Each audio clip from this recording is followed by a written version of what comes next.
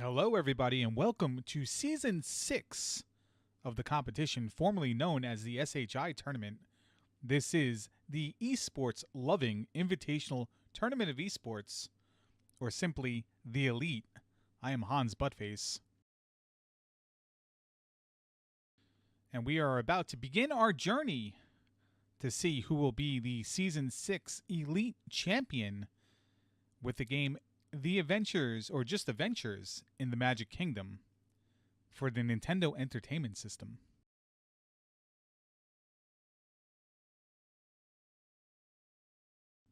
And before we kick off season number 6, let's review some of the rules. Our 20 competitors will be divided into 4 groups, 2 in the upper deck, 2 in the cesspool. There'll be 5 players per group, and every group member will play the other group member 1 time for a total of 4 races. Of course, the fastest time in each race will win, but just a reminder that during these weekly shows, we will be running both races in each group at the same time. Remember, they are separate races, just shown at the same time for your convenience. The top 2 in each group will move on to their respective league's winners bracket, and the bottom 2 in each upper deck group will compete in a sinkers 4-way race where their top 2 in that race remain in the upper deck for the next season, while the bottom 2 will be relegated to the cesspool. The players that get relegated to the cesspool will also be subjected to a humiliation race where they will have to compete in a game that will only be known to them 5 minutes before it starts. All brackets are single elimination. The upper deck winners bracket will determine who the elite champion is for Season 6. While in the cesspool, the finalists of that bracket will both be promoted to the upper deck for the next season.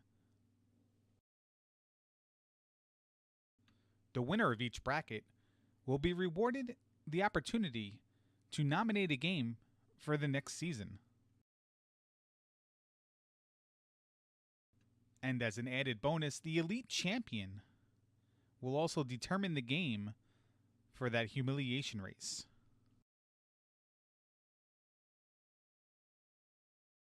And just who is competing in Season 6?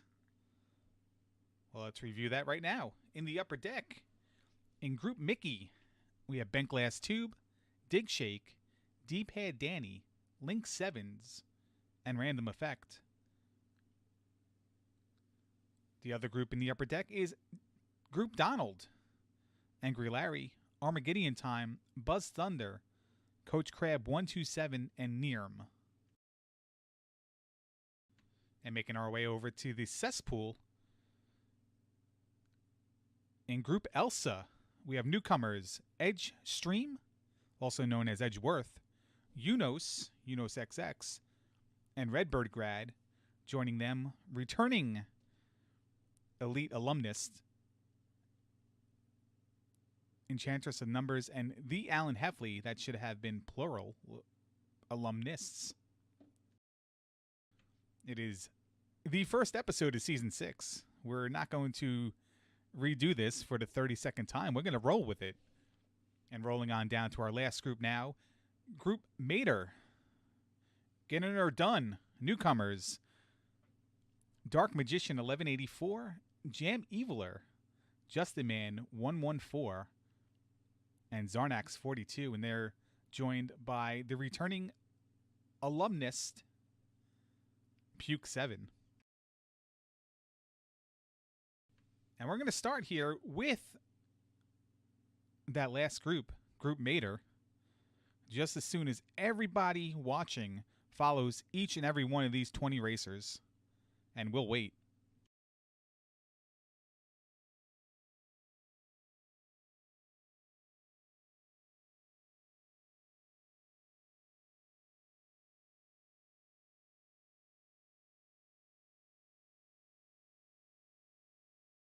All right, so hopefully everyone followed all 20 runners and liked, favored, and subscribed them. Retweet as well. And we can get the season started here with Group Mater. And it's going to be Link Sevens and Armageddon time on the mics. Hello, everybody. This is Armageddon time here with Link_777 here for the very first race in the Elite Season 6 tournament with adventures in the Magic Kingdom.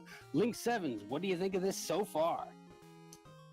Should be a pretty good race. We got our Group D, our Mater group starting up here, and we're going to get right into our first question. Yeah, the thing about these questions is I noticed that sometimes the length can really affect a couple seconds worth of time, depending on whether you get a long one or a short one. Yeah, I mean, you at least want to make sure you get the question right, but the time can vary pretty greatly between just the length of text it has to render. Luckily, at least for the questions, if you do happen to get one wrong, it doesn't necessarily affect you greatly. But if you miss something like, let's say you get 3/4 of the way through this Space Mountain, then you're really setting yourself back.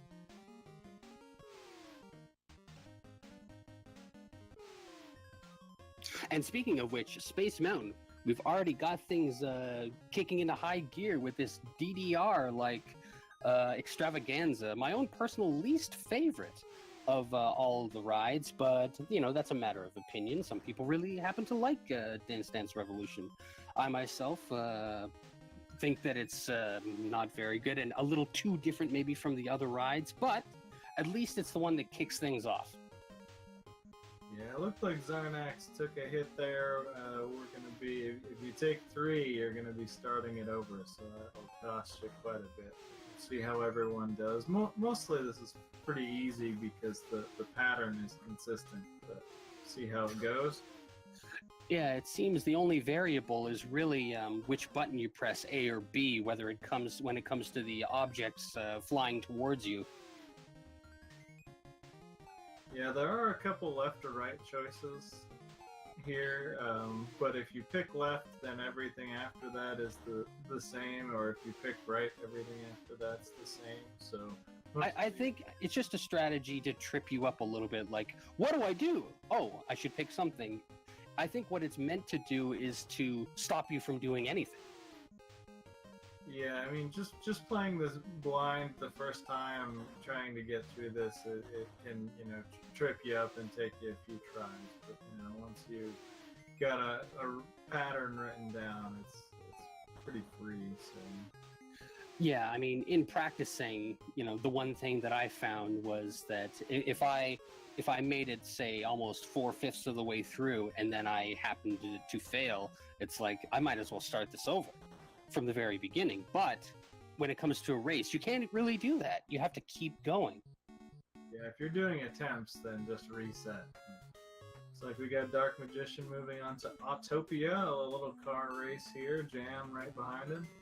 Looks like everybody's finishing up. And a strategy I just saw Justin Man take was taking those very last couple of hits on purpose, seemingly.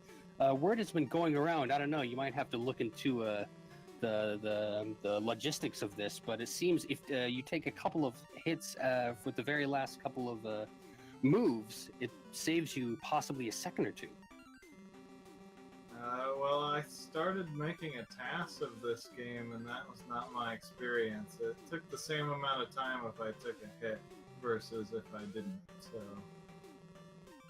Well, enough about that. We got Autopia here, which doesn't really roll off the tongue very well, if you ask me. Autopia? Oh no, I think we saw somebody just fall into the abyss. I believe that was Zarnax. Yeah, Zarnax. We are going to be probably looking to collect as many stars as possible here to give us some invincibility power-ups later in the game. Yeah, this is definitely where you want to fill up on your stars. If there's one strategy, it's gather as many stars as you can. Even if you end up, say, taking one hit, that extra second or possibly even 2 seconds could really be the difference between whether you get an invincibility or a freeze or whatever you need your stars for later. Dark Magician and Jam moving on to the next questions here. We're going to do, if everyone's following the same route here, it's going to be a set of 3 questions here in the overworld. Yeah, routing is kind of its own really big time strategy, because depending on how you go through the levels and at what point you answer certain questions, that could be the difference between a win and a loss. Yeah, basically every extra tile you walk is costing you 16 frames, and there's one route that works out pretty well that ends up being 256 tiles that you. This coming from the guy who does Tasmania. I mean, I don't know. You're speaking a moon language to me, but from the sounds of it, you really understand what you're talking about, and I will take your word for it, sir. I think BGT actually checked it out too, the routing. All right, maybe I just don't know what I'm talking about, and I'm merely here for the color commentary. Anyway, we got some more questions, but it looks like down in the lower right, Jam Eviler has already started looking into the Pirates level. Yeah, Dark Magician also.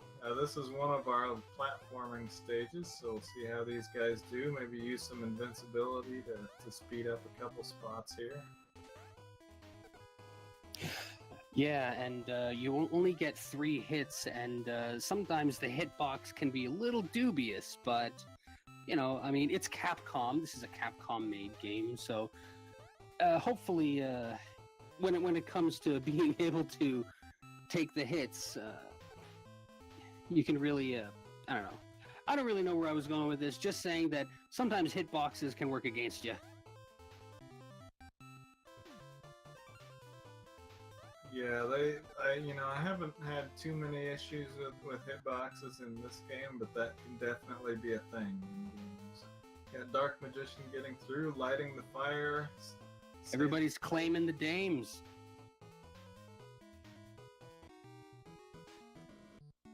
I'm just a few seconds back here. I think the object is to collect 6 kidnapped people. Is that what it is? Yeah, I think it's 6 that you're looking for. Oh, what you're not supposed to do is fall into the lava. Zarnax 42 set back a little bit, but the race ain't over yet. Yeah, it looked like he was catching up a little bit there after his earlier fall, and now he's fallen back a bit more. We got Dark Magician now in the Haunted Mansion. Oh yeah, the extremely spoopy level featuring ghosts and ghouls and mysterious hands that seem to be popping out of chests. I'm not sure what those are. Coffins? Justin Man made it through the pirate stage. He's moving on. Zarnax 42 still trying to make his way through the pirate stage, but you know it ain't over until it's over, and having a little bit of trouble there getting into the hole. But at one point or another, you know, isn't that kind of all of our problems at one point in our lives? Well, Zarnax takes another fall here. But at the same time, Justin Man also sent back. Meanwhile, we see on the lower half of the screen, these two still in the Haunted Mansion, making their way on the spooky chairs. And I find this part a little nerve-wracking because you take one little hit, that's it, you're sent all the way back to the beginning of the level anyway. The knockback can get you here. If you do it just right or just wrong, you can get knocked back onto the chair and save it, but usually you just get knocked into the pit. I haven't quite seen that yet, but hey, you know, this is very early in the Elite Tournament. Anything's possible. Easy invincibility kill there from Dark Magician. Moving on to the next quick question. Yeah, there are a few points in the platforming levels where invincibility is almost key to saving many, many frames or possibly even a couple seconds, and the fight against the ghost at the end is absolutely crucial.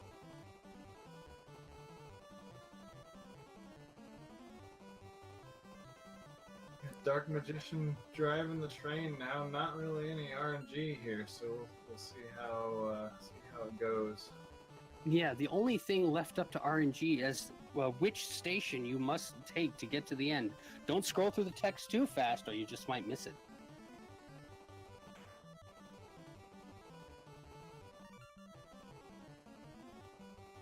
Yeah, I've been known to forget to look which station I'm supposed to go to. I'm curious. In that case, if you completely just flagged on it, what do you do? I guess my strategy so far has been go take as many hits as possible and take a quick death. You're not gonna completely risk it and go for the 25% chance you're right. Yeah, you could do that at least for one, maybe. But... Yeah, but that's having to do the entire level over again. It sounds like you know what's up in terms of level structure when it comes to. Dark Magician knew which one he was going to, so he finishes out his last question and takes his. Look at that! We already have a winner. Dark Magician 1184 in the lower left quadrant of this race. Dark Magician beats Jam Eviler. And as I say that, Jam Eviler, not bad times. These are not bad times. Yeah, Jam right behind him. I mean, sub 11, I think really for this tournament, anything sub 11 is going to be a decent time, you know. If you want to takes a fall somewhere that could easily put you over 11 minutes. Yeah, I think if you want to show up to maybe at least the semifinals, you got to bring yourself some sub 11. And then, of course, the finals, well, you're looking into maybe even getting close to world record territory.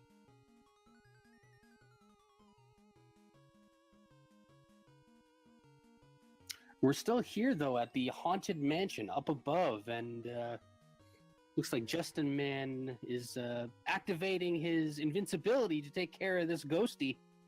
Yeah, I think he had taken at least one fall, which kind of put Zarnax back in him, but Justin Man moves on, so we'll see how the rest of it goes.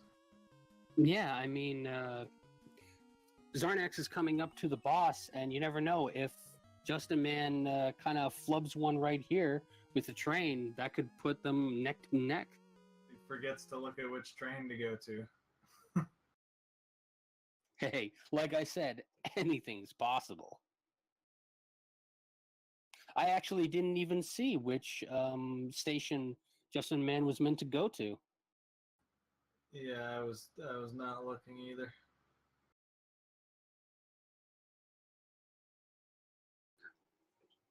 Zarnax got the Disneyland Riverboat question, one that I don't see very often, but luckily I have put to memory. That's the thing with a lot of those questions is sometimes you'll see the same ones over and over, but then occasionally you get that one where you're like, oh, what is it? And then you're just taking time off yourself. Yeah, there are a couple that I still don't know, but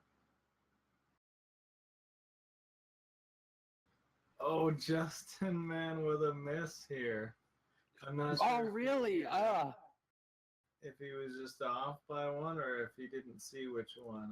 I'm guessing it was more of an off by one. So Zarnax is technically in the lead if he can manage to get the goal here, as he is ahead in the level.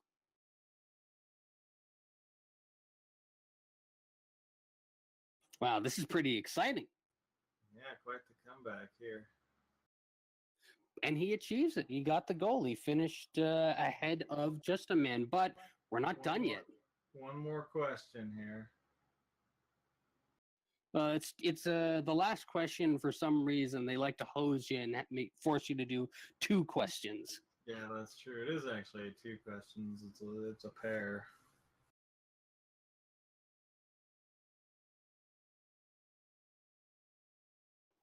Looks like Zarnax finishing that up. He got the very last key, making his way to Cinderella's castle, and there you have it.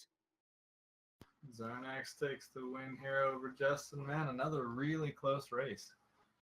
Yeah, sub 14, just under 14 minutes, and you know that's maybe good for a round one. You know, people have just barely started to figure out the game, so Now it comes down to shaving off even potential minutes off of that time to get to the next round. Yeah, for sure. I mean, just going deathless to start will save you 2 or 3 minutes off the top. Justin Mann receiving the Melvin Award 1427 with an adorable little hat, which will be mailed to him. Unfortunately, postage paid is $13.99 plus tax. And there you have it. That's it. That's the end. That's both races run respectively well. Some people took some dips. Some people took their hits. And in the end, I think we all had a pretty good time. What do you think of this very first race? Yeah, 2 great races here, really, and we had Zarnax 42 and Dark Magician 1184 coming out on top. So that's a good start, I think, to this group stage. So I guess we'll see what the next weeks bring. Yeah, so with that, this is Armageddon time here for Link_7777. And that's pretty much it. That's all the marbles. Well, all the newcomers in this group got their first race under their belt. Dark Magician and Zarnax come out ahead, top of the table. Jam and Just are 0-1, still a lot of time left. We'll be referencing that every single time we see the standings, I bet. Just a little note here, with 5 players in each group, everyone will have a bye. Puke7 did not race this week. He'll have his first race next week. With 5 players in each group, there's also going to be a lot of ties and a lot of tie breaking we'll have to do. Really quick, head-to-head record is the first tiebreaker. Number of races finished is second. Total time is third, and playoff race will follow if all 3 are tied. That's why the F column is there. F's in chat. If anybody forfeits, that will count against them. But it's time for another batch of races in Group Elsa. And let's go down to Buzz Thunder and Angry Larry for the action. All right, it's time for the second group, Group Elsa. I'm Angry Larry, joined with Buzz Thunder. Buzz, how are you today?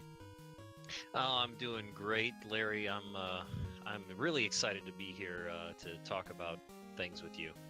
Yeah, Adventures in Magic Kingdom from Disney on the NES, 1990 was the release. So I have a question for you regarding this game. What is the best and worst Disney thing you've ever seen in your life? Best and worst Disney thing I've ever seen in my life. The worst is, I mean, speaking of Group Elsa, I really didn't like Frozen. I have no idea why that was a popular movie. I can't tell you what the best is. I remember going on the Tower of a Thousand Terrors when I was very young, Disney World. That was a lot of fun. I had a t-shirt too. I don't know where it is. How about you, Larry? I got stuck on It's a Small World. Ooh, ouch. And I've heard stories about that, and then because that song is quite repetitive. Yeah, it was the second most repetitive thing that day. The other repetitive thing was somewhere around Space Mountain, where we are right now, where these Melvins are trying to traverse the universe to somehow, I don't know, get the Zone E, whatever the hell it is. Doesn't matter. But we had like lunch or a snack, or we were just cooling off on a hot day. Oh, I remember what it was. We were meeting my sister there. My sister lived in Florida. And we flew into my grandparents' house like we do. Well, drove down to my grandparents' house like we do every spring break. And we were just waiting, hanging out, trying to find a way to contact her because no cell phones back in the day. And we were under the tram in the World of Tomorrow. And those trams work. Every time the tram hits a segment, the overhead PA announcement goes off to, I guess, it's like a tour guide. But it's not in the train. It's just in the PA system above the tram. And we sat there for like an hour, and I just heard the thing loop and loop and loop and loop. The World of Tomorrow. Something like that. Right, yeah. And, how long did the Small World music, did that go on for a long time? It didn't really go on for a long time. The ride got stuck, and it was weird. Like, all the stupid figurines stopped moving, and like everything shut down for a little bit, and then we moved. We didn't get stuck for that long, maybe 10 minutes or less, but we definitely got stuck on it. Yeah, as long as you didn't have to listen to Armageddon Time's version of the song over and over again, that's... You could have just stopped at Armageddon Time. But speaking of Armageddon Time, the Alan Heffley takes a death in Space Mountain. Shit, I missed that. Yeah, what is your favorite Disney product of all time? Product? I mean, I'm just a movie person as far as that goes, if that's what we're talking about. Yeah, so, anything. And no cop-out answers like Marvel Universe or Star Wars Universe. Keep it to, like, Disney branded. Well, I don't like any of that stuff anyways. But yeah, I mean, if I had to choose one thing, I don't know. Used to watch the Little Mermaid. I was right in that age range where like Little Mermaid, The Lion King, Aladdin, all of those were just like, you know, right in the perfect age wheelhouse. So I'd have to say one of those. I don't know. Toy Story was really popular too. That's a good one. Does that count? Because that's Pixar. I don't know. I'll allow it. If it's a world in Kingdom Hearts game, I will allow the answer to be acceptable. Okay. I don't know. Maybe. Never played those. Yeah, maybe my answer changes. Maybe Kingdom Hearts is my favorite Disney thing ever. I was a big fan of Donald Duck growing up, like especially when Donald Duck got pissed off and he like started yelling the gibberish and like throwing up his dukes. But I like Three Caballeros, and I used to rent it all the time from the local library for free. I wanted to rent it from the regular video plays, but my parents wouldn't let me because it was available for free all the time. And see now you're bringing back some memories. We used to rent, I think it was Donald's Bee movies or something like that, and all of them had like a bee in it or something. It was just a compilation of the short videos with that. I used to rent that and watch that quite a bit. There was something called DTV, and I don't know if it transpired from the Disney Channel because I didn't have cable, but there were definitely video cassettes of it. It was the second death there for the Alan Heffley. There were music videos, but clips of cartoons set to songs, but mostly songs from like the 60s or whatever. So we used to rent those, and we had 2 VCRs, so everything we rented we compiled to another VHS tape for archive reasons in case the video place burned down. Oh yeah, and that's nice. I used to wear those tapes out. I remember Nothing But a Hound Dog and like a whole thing of Pluto during the music video. Yeah, I had another one that was kind of like, it was just some weird compilation thing that we got as like a throwaway gift probably. It's just a VHS where it's like, oh, your birthday party or something, like it has like your name on it. You know what I mean? Like I think I vaguely remember that. Things. Yeah, and so I think we had I think we actually got 2 copies because it ended up somebody was like, "Oh, I want it with my name on it too." So like my sister and I both had the same thing, but it changed like one word in the text at the beginning, but all the cartoons are the same on it. What was I gonna say? That story was so good, I forgot what I was gonna say. So Disney cartoons, DuckTales, Tailspin, Chippendales Rescue Rangers, and whatever the hell the other one was. What was your favorite? Oh my goodness, probably DuckTales. I don't know. I remember watching all of those, but I was so young, so it's really hard for me to. Yeah, I'll just say DuckTales then. Yeah, I feel like DuckTales was the better of the choices as well. Got Unos using the invincibility strats right there. The Alan Heffley is still on Space Mountain. Oh wow. Eon does the invincibility on the jumps, and Redbird Grad's gonna wait it out. Yeah, safer strategy to just kind of let them go. You don't have to deal with all those tricky inputs back to back. But Unos and Eon clearly were studying. So besides this game, what is your favorite Disney video game? I guess I don't really play much of them. I remember a friend of mine had Mickey Mouse Capades when I was younger, and I don't really remember much. I completely forgot about this game until we started playing it, but I do remember renting this at some point. But yeah, I guess I would say Mickey Mouse Capades. Oh wait, no, never mind. DuckTales? What are the good ones? Yeah, DuckTales is good. I'm forgetting about the good ones. There's a couple on Sega I used to rent a lot. My cousin had that, like the World of Illusion for Sega Genesis. You're like Mickey, and he uses like this cape to attack things. That was a pretty good one. Did I'd have you to go back and try it. Did you ever buy into that Epic Mickey crap that they tried to force down our throat as like one of the best games of all time in like the 2011, 2013 range? Epic Mickey? Yeah, I've so never even heard of that. there was this game for the Wii called Epic Mickey, and I remember people just losing their mind over it. Like, it's one of the most innovative, best games of all time, blah, blah, blah. And, like, I looked at it for, like, 5 minutes, and I already determined I never wanted to touch the thing. What was it? It was like Splatoon, I guess, but with Mickey. I can't even explain it. Like, you're Mickey, but his silhouette, and there's a lot of black ink going on. I don't know. I probably got the basis of it wrong, but I'm gonna be one of those guys that doesn't want to like it because other people like it. Oh, sure. I mean, everybody goes through that phase. There was a second Epic Mickey as well. See, I had a Wii, but I never had like a ton of games for it. For some reason, the Wii just didn't really have a huge amount of great games on it. And I never even heard of that. The Wii was almost like a guilty pleasure buy. You bought it because you wanted to play like Mario Kart with the motion controller or something, and then like. I bought it for the golf game personally. Okay. I think that's the best game on the system is Wii Sports Resort, just the golf game. Simultaneous deaths in the Unos versus the Alan Heffley race. Yeah, except the Alan Heffley's probably still on Space Mountain.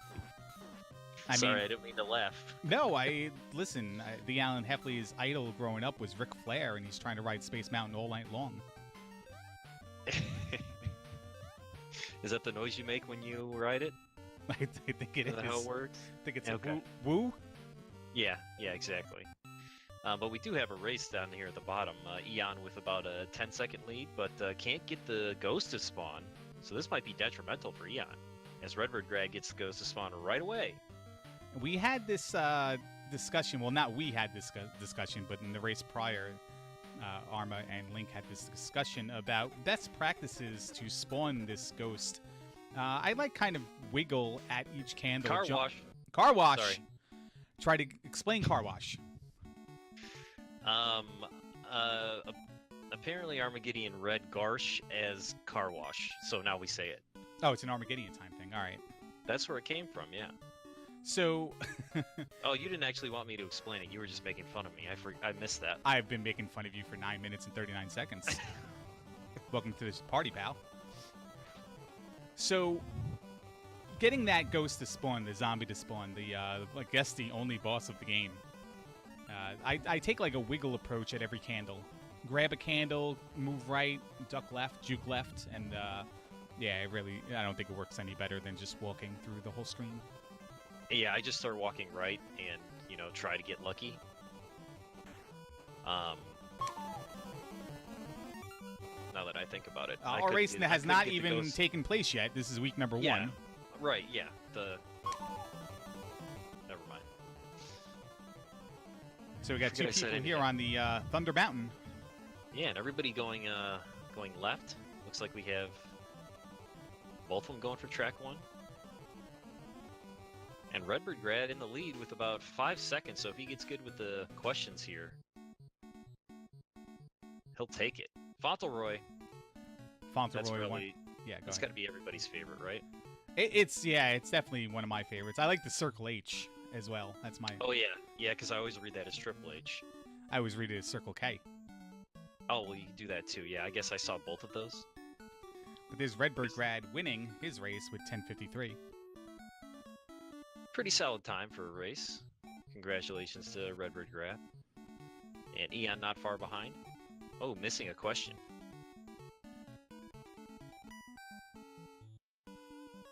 I think that's the best fake answer is when they ask about like what are the name of the chipmunks or whatever, and one of them is like, I don't know, Bush and like Shiny or something like that. I don't know. They're funny. I like how there are 2 Chip and Dale answers. One is A and one is C on 2 different questions, and then you have to kind of like wait for the answers to show up before you move your cursor. Yeah, that's definitely the spot where you can save the most time in this game as far as like getting a question that has really short text and being able to answer it quickly. I think that's where the largest margin or time saves are in this one. 1126 for Enchantress of Numbers. Unfortunately, a second place would have been better than either of the other people in the first race. Unos is on the home stretch here. If Unos was a Disney character, which Disney character would he be? I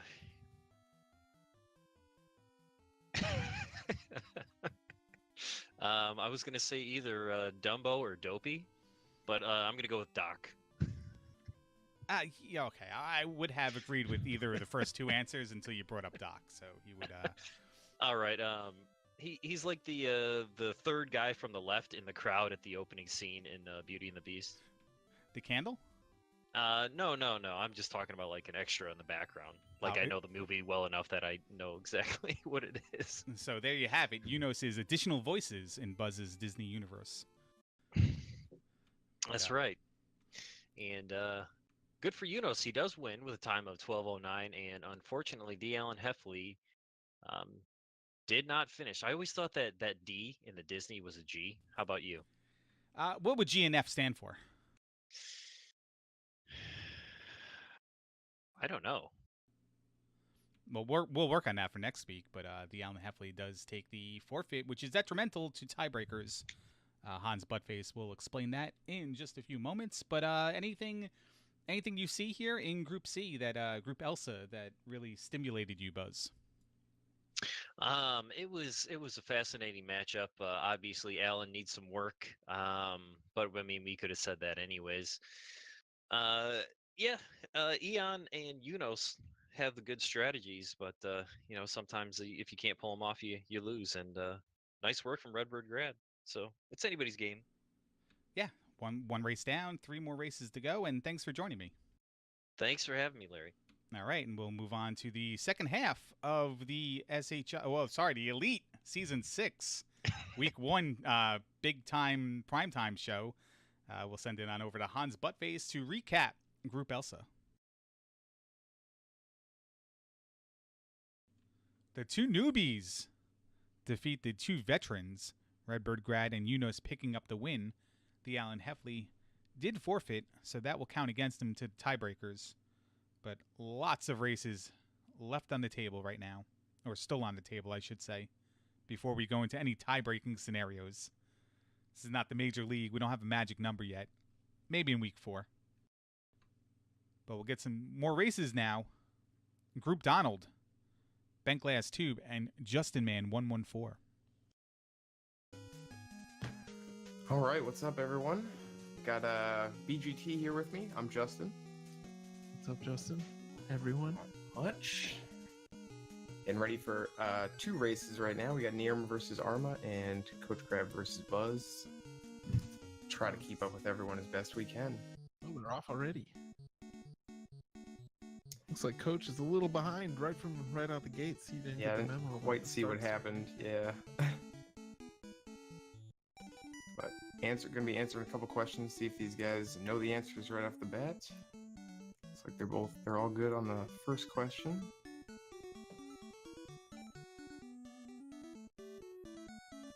Yeah, not too no different routes so far. I don't know if we'll see, too many different routes throughout this whole tournament. But it's pretty optimized the way that the world record runs it. Yeah, it's Kind of pretty follow. short game, pretty easy to just go around the kind of the overworld map and just collect everything in sequence. Yeah, looking at four Death Mountains, not Death Mountain. What is this called? Space Mountains. Four Space Mountain. Mountains at once is a little nauseating. Yeah, I was gonna say, playing this game is nauseating enough, but watching 4 people play it at the same time is tough. But hopefully, looks like Arma took a hit there. I didn't see if anyone else has taken a hit yet. No, nobody else has gotten hit. Hopefully, we don't have any.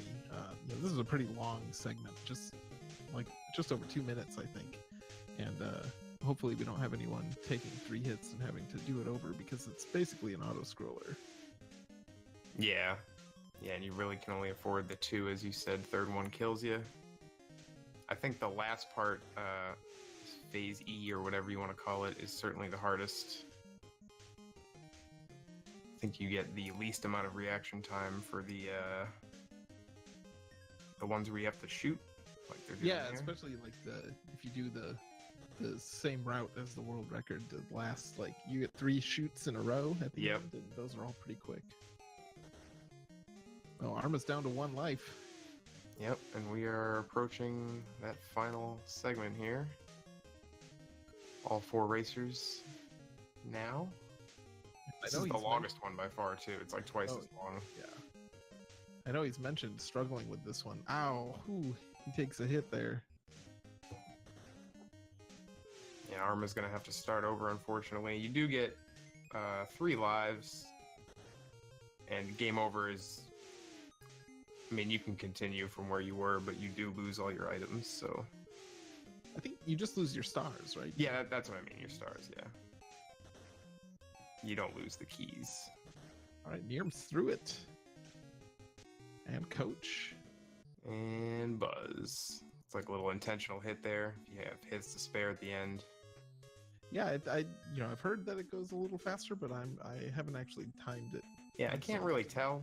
I've taken the intentional ones, but it's got to be a very small amount, if anything. Yeah, mostly I take the intentional ones because I'm tired of looking at the screen. So I'll just like Exactly. direct it. Yeah, everyone's on to Spy Hunter now? What is Basically, this game? Spy Hunter, without the guns. And pretty easy level to not die on, but dying is definitely possible. Yeah, there's like a couple times I ran into problems where I like landed right on a car and that kind of glitches you out and shoots you out of bounds and you have to start over. So I try just not to be that close to the cars when landing anymore. Yeah, I haven't had that happen to me, but I've heard, I think you and a few people say that. I've only died falling into the water plenty of times. Oh yeah, like sometimes I try and cut those bridges that we just saw a little too close, and I start going before they're fully erected. All right, so Nirm is out of there. And it looked like Buzz, I didn't see what happened, but he must have taken a death because he's starting over, and Coach Crab is just finishing Autopia. Yeah, I didn't see what happened to Buzz either. I was looking at the Must have been right at the end, that last.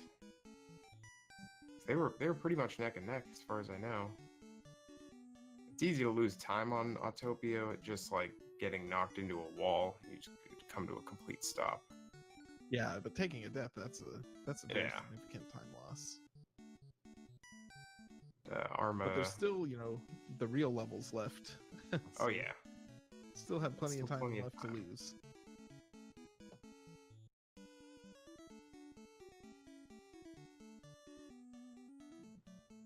So Nirm cleaned up a few questions there, and he is on to the third mini game. Pirates of the Caribbean. Yeah, the ride is not very similar to this. I don't remember if I went on a Pirates of the Caribbean ride when I was in Disney World. And that was a long time ago, so I'm not gonna remember. Yeah, I don't think I've been there since I was like 10. I want to say 8 when I went there, yeah, so. But yeah, very different from the Pirates of the Caribbean movies as well. Which I have not seen. But I would assume are quite different. See the invincibility use there for Nirm to quickly get through that lava part without having to stop and wait. Yeah, nice little time save there if you use the invulnerability. Yeah, there's a few spots in this level and the next one where you'll see invincibility probably used to save precious seconds. Coach doing the same thing right there. Arma is out of Autopia, and so is Buzz, and they're both going to be heading over to the Pirates minigame. Yeah, looks like Buzz has cleaned up the trivia between two. Nirm's down to 1 hit, but he is done with the level, so he is I think good. he took a cannonball, and then the cannonballs are just RNG, kind of hard to avoid those. And then he took the intentional hit in the underground area. Yep. Nirm's gonna go ahead and go to the Haunted Mansion. Scary.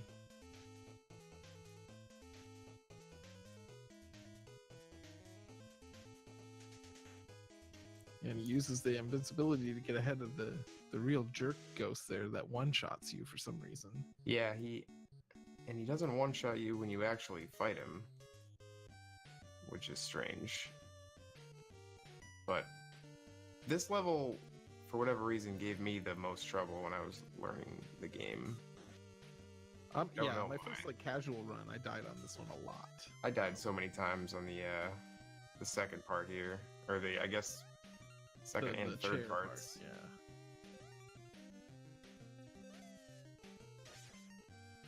I know that part's kind of just memorization, especially like I don't know. We'll see how close the things are. The little books that flap up at you. Yeah. Yeah, that was the toughest. Oh, Near misses the chair jump. Gives yeah, that's Arma gonna give Arma a chance opportunity here. to catch up a little bit here. He's still in Pirates. I missed it, but I'm guessing he took a death as well. And Nirm got one shot by the ghost because he doesn't have the invulnerability to sneak ahead of him this time.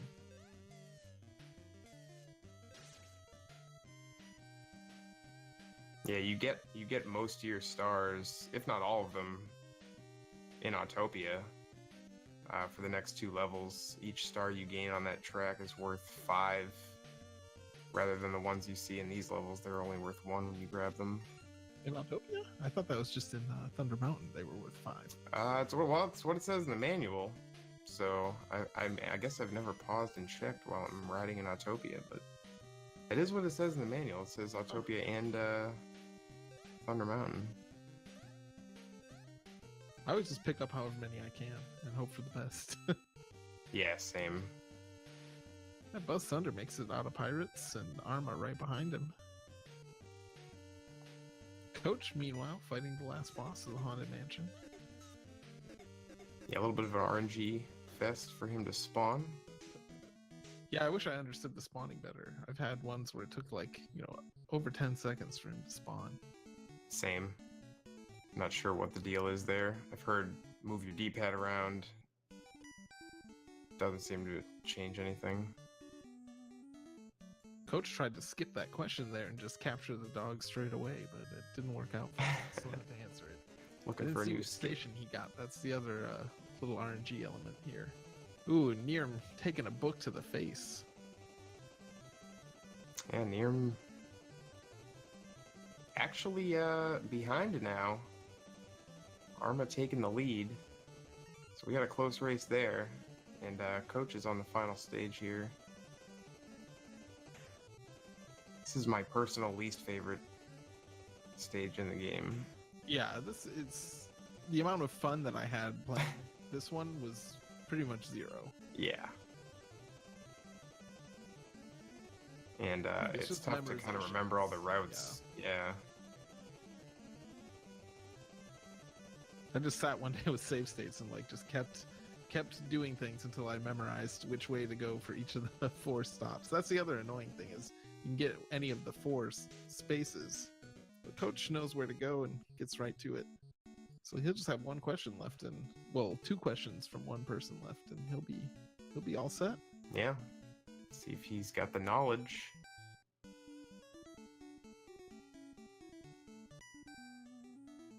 And he's got it. Softball.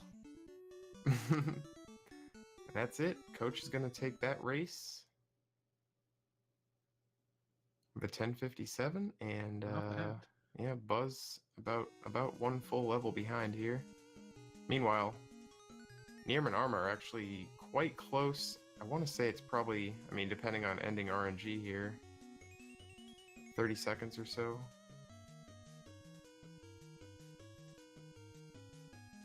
Yeah, We'll have to see what happens. There's not really ways to lose small chunks of time on the final minigame. It's going to either be, Yeah, it's kind of all open.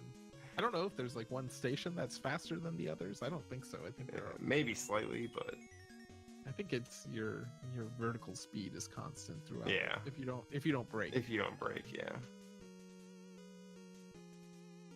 But yeah, Arma had already gotten the question next to Thunder Mountain, so that's a little bit more of a lead as well because he didn't have to stop and talk to her.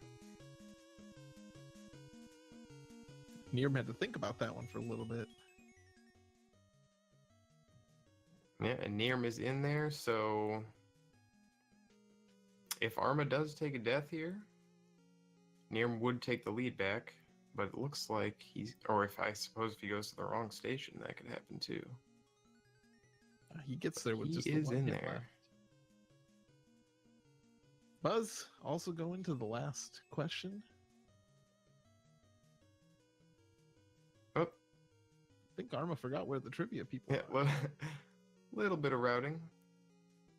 There we go. Oh my, he still has a lot of trivia left to do. Yeah, I didn't notice he left this one earlier. This is, I believe, you do this one after Autopia normally? Or Yeah, no. that's what I've been doing. Yeah, that's right.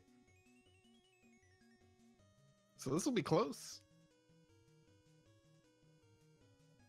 I think Nearm is actually ahead. Oh here. yeah, he's still, yeah, okay. Well, let's see what happens here. So Nirm's just gonna have to answer, assuming, yeah, because he did the questions earlier for sure. Oh yeah, Yeah. so he's just got 2 questions left, and Yep. Arma has 3, and some walking.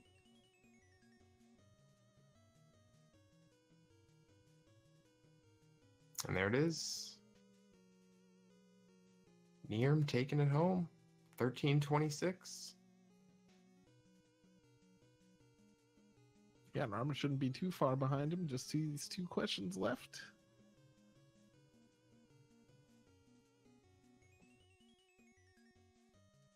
Oh, Nirm actually advances to the end screen.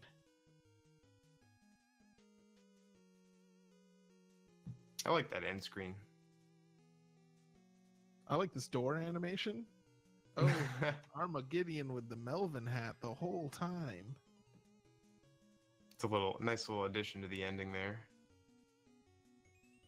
So yeah, 2 pretty good races. One fairly close and one not as close, but still fun to watch. Yeah, a little bit of flip-flopping in the top race there. And Coach putting up a really good time. The world record is 10:02, I want to say, and yeah, that's pretty good within a minute there. Yeah, this is a pretty easy game to learn, but we still see, I imagine we'll see a pretty wide range of times, just because it's such a short game. Like, you'll reset a lot when going for personal bests, and maybe that's a little different than you want to play it in a race. Yeah, and one death in this game unfortunately usually costs over a minute, and it's such an optimized game on top of that, since it is so short. So you'll see,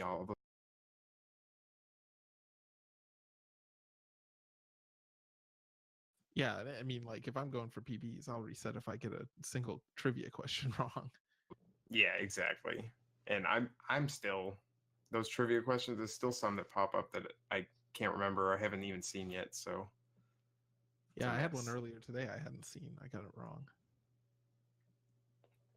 All right. Of course, well, from late in it too, so that was annoying. But what can you do? Yeah. Well, I guess that's all we got for that race. Unless you got anything else to add. Nope, I got nothing. Thanks. All right. Thanks well, for commentating with me. Indeed, you as well. And catch y'all next time. Yeah, we'll see you next week.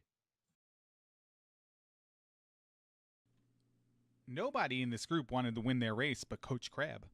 He picks up the victory. Nirm gets a victory even though he had multiple deaths, because Armageddon Time was allergic to winning and had to go mop up some trivia. Angry Larry will have his race next week. But now it's time for the final batch of races. Group Mickey. Take it away, Nirm and Edge.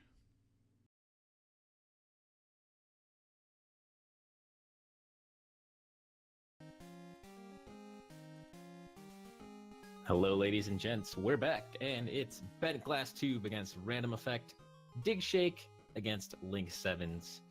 Link Sevens definitely a perennial elite favorite. Who you got for these races, Edge? Definitely Link 7, and then BGT versus Random Effect. I think it's a bit of a toss-up, although that stutter step certainly didn't help. So how's your Disney trivia, Edgeworth? It's pretty terrible, so I didn't even know that Donald Duck had a middle name. Yeah, there's definitely a lot of questions. I was never really a big Disney kid growing up, so the questions can be definitely some curveballs in there for sure. Yeah, it looks like Random Effect got hit with a curveball, but he's in the Space Mountain now. He's about 10 seconds behind BGT. Definitely not something you want to be this early on, but I'll make it back. Maybe. We'll see.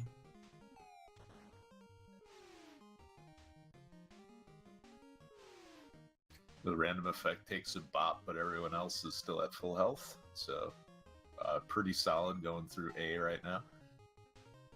Yeah, this is a bit of a slog through Space Mountain. You'd think Mickey would take us straight there, but no, he's got to go up, down, left, right. You know, it's like Apple Maps right here. Yeah, at least you didn't have to wait in line for 5 hours. That's true. That's true. You know, just gotta hustle the poor girl out of her spot out front, and then you just get around Space Mountain.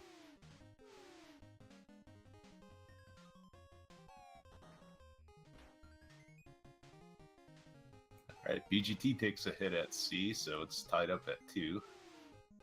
Dig Shake and Link 7 both at full health. Yeah, it's easy to press the wrong button if you're like just, you know, trying to go fast. You think you see something, you press the button, you look up, and it's not the right thing. But at the same time, I think taking damage, obviously dying is not faster, but I think taking damage actually clears the screen faster than actually blasting whatever it is. So no harm, no foul, really. Probably better to just take the damage at the end, right? Oh, yeah, I would definitely say so. You don't want to screw yourself over. Have you ever been on Space Mountain? Ever been to Disney World, Disneyland? Yeah, Space Mountain was fun. I'm not a big roller coaster person, but it's not too severe. It's just a fun ride. I've never been myself. Maybe one day. Probably a little too old now to go by myself. Yeah, I ended up going with some family friends and their kids, so fun trip. Nice. Uh-oh, BGT down to 1 life, but he made it. Yep. BGT, Dig Shake, and Link 7's making their way up to Autopia. Dig Shake going a long way around. And yeah, let's see how good their driving skills are. It'll be interesting to see who goes for specific stars and who decides to opt away from them. Looks like Dig Shake's jumping over them, so I don't know if he's going to be going for a specific star count. BGT looking like he's farming them up pretty good. What would you say is a good solid star count coming out of Autopia? I don't remember the specific number. I want to say it's 36. 26? 36? 36 sounds right. That's a surprising number of stars in Autopia. It's kind of interesting how quickly they can build up. It looks like BGT's going to skip the 2 on the jump there, but he's been doing a pretty good job of picking them up along the way. And you got the Death Bridge. You absolutely have to wait for it to be 100% fully extended before you can go across, otherwise you'll just clip through the bridge and fall in. That's a very devastating thing to have happen. Yeah, it looks like Random Effect's going to take the right branch and pick up a couple of stars. I think 7's missed 1 star right at the end, but BGT, the first one out, looking about 10 seconds ahead of Random Effect here, and the bottom race, Dig Shake Link 7's much closer.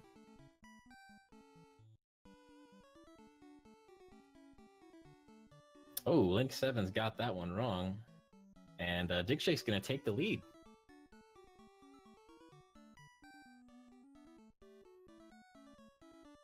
Yeah, it's always funny that even if after playing this a bunch of times, you'll still get some questions that you just have not seen, and then you gotta wait a minute or look them up real quick.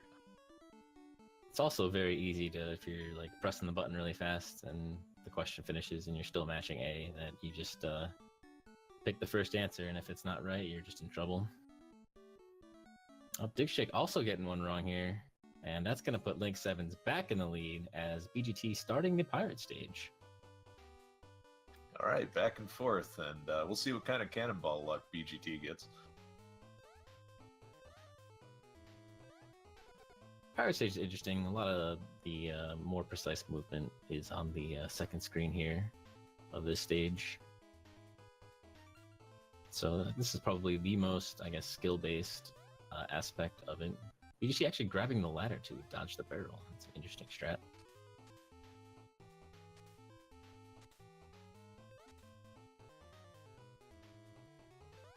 It looks like he had to hold up a little bit and see if he burns some. Yep, I'm gonna burn some stars to dodge these fireballs.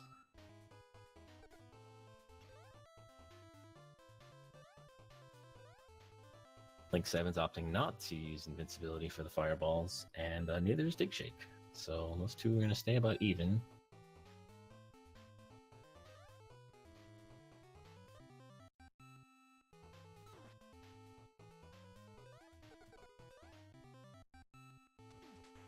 BGT cruising right on through. Link 7's down to 1 health, but looking pretty good.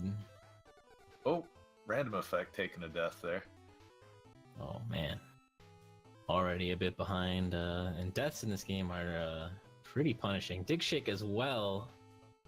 An unfortunate death on the fire stage, as BGT and Link 7s are finishing the stage up. It's going to be pretty tough. They're going to need to be bailed out by a death by the other runners to catch up at this point.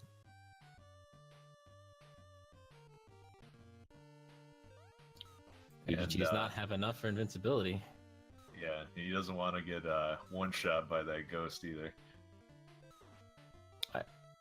I did have this game as a kid, and I remember getting hit by that ghost and just like, I don't know, I was like, what, 3 or 4 years old, and just freaking out when the ghost appears in the game over stage. It's like, normally it's like, you know, oh, Goofy, oh, Mickey, oh, you died, try again. And you die to that ghost, it's like, you died. It's just like, oh. I think Random Effect took yet another death there, so not looking too good for him. Same with Dig Shake, oof. Yeah, so getting roughed up by the pirates there. BGT has to burn some stars on a life up. Having a little bit of trouble with the ballroom.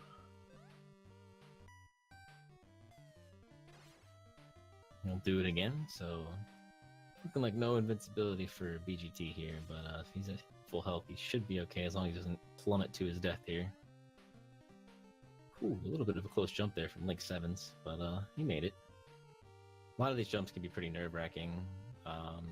Actually, there's like the platforms have a bigger, I guess, I don't want to say hitbox, but this like area than it looks like they have, but still can be harrowing. Yeah, that was something I had to get used to when I was learning this, is that I was just barely missing the platforms consistently until I realized I could walk for like another half second. BGT and Link 7's onto the boss of the ghost house, and let's see how quickly he spawns for both of them. BGT 3 hours later, and wow, Link 7's got like the fastest spawn I've ever seen. Yeah, not a good cycle for BGT, but looks like he's just gonna sit there and tank the hit. Oh. And Random Effect is out of pirates now. Time for his turn to play Ghostbusters. Funnily enough, Link 7's getting the how many ghosts question right after the ghost stage. 4th station for Link 7's. That'll be nice and easy for him. 2nd station for BGT.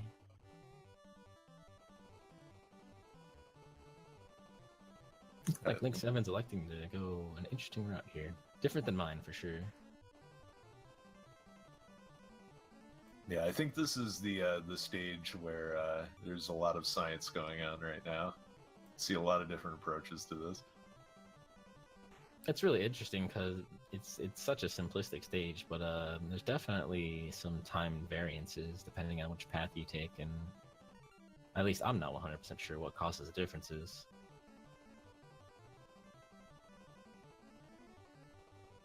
But I'm sure somebody will figure it out, and then I'll sound smart when I say it.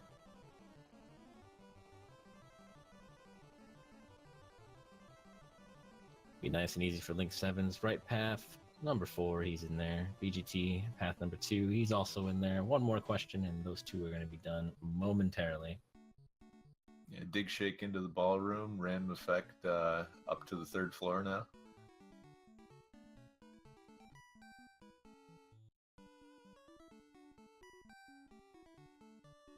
Link Sevens is finished. Right, Yeah. GG. Your winner with a 10:33. Congratulations, BGT, the winner of the top race, 10:38. A very close race between two people who weren't racing each other. Pretty consistent play from both of them. Like you said, mistakes are very punishing, and they managed to make it through pretty cleanly. Yep, I think a lot of these races are going to be won just playing clean. Like, deaths cost you easily like a minute, depending on where they are. So if you get through deathless and your opponent takes a death, you're pretty much guaranteed to win.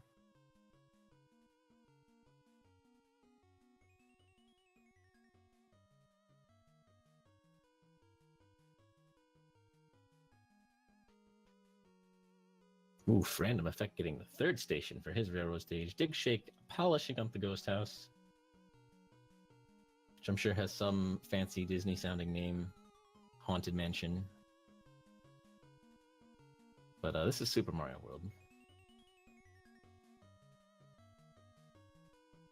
But which ghost house is it? Donut Ghost House? Donut Secret.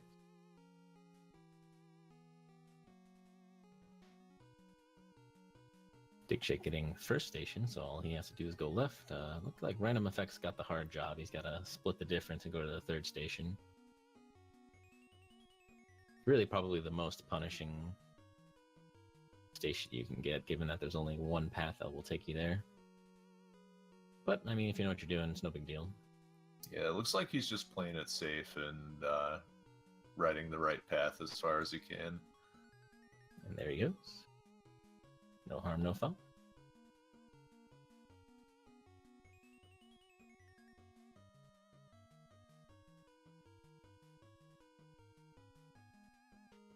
Looking good for Dig Shake as well.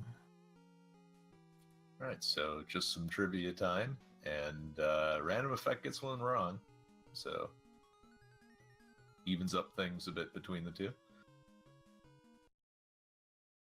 So does Dig Shake.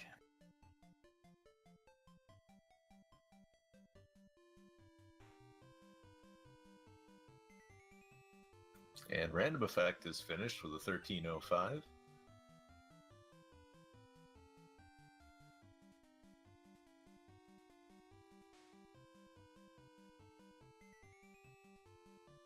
And Dig Shake gets the Melvin Cone with a 13:14.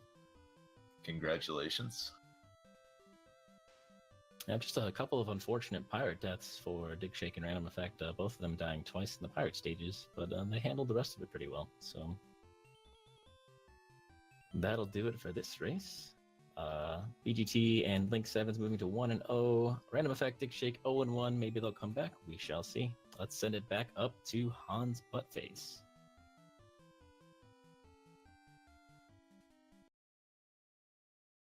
And Link 7's and Bentglass 2 put up the 2nd and 3rd best time in the tournament so far. Dark Magician's 10:22 was the best. D-Pad Danny will have his race next week. But Random Effect and Dig Shake had respectable times in their losses as well.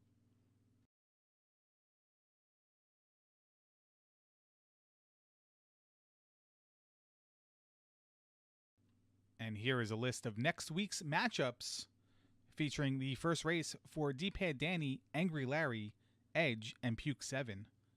There'll be 3 races where both players are 0-1, and 1 race between Nearm and Coach Crab, featuring 2 1-0 players.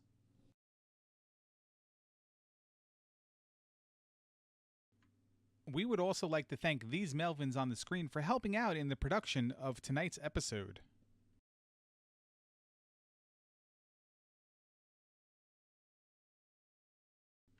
And that just about wraps it up for Elite Season 6, Episode 1. Thank you for watching. we'd like to remind you to visit our website, elite.angrylarrygaming.com. It's a terrible website, but it contains the standings, schedules, and there's an archive section that will link you to the playlist of all the prior tournaments, including the SHI Tournament Olympics. This is Hans Buttface. We'll see you next week. Have a good one.